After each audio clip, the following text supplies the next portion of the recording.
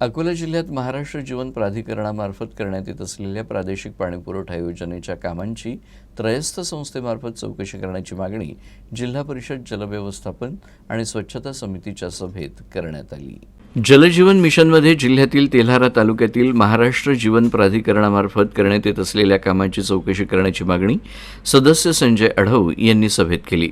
तसंच जलजीवन मिशन अंतर्गत शिरला येथील प्रादेशिक पाणीपुरवठा योजनेचं काम महाराष्ट्र जीवन प्राधिकरण मार्फत करण्यात येत असून या कामाच्या दर्जासंदर्भात अनेक तक्रारी असल्यानं संबंधित कामाची समिती सदस्यांच्या उपस्थितीत त्रयस्थ संस्थेमार्फत तातडीनं चौकशी करून कारवाई करण्याची मागणी जिल्हा परिषद उपाध्यक्ष तथा अर्थ आणि बांधकाम सभापती सुनील फाटकर यांनी सभेत केली।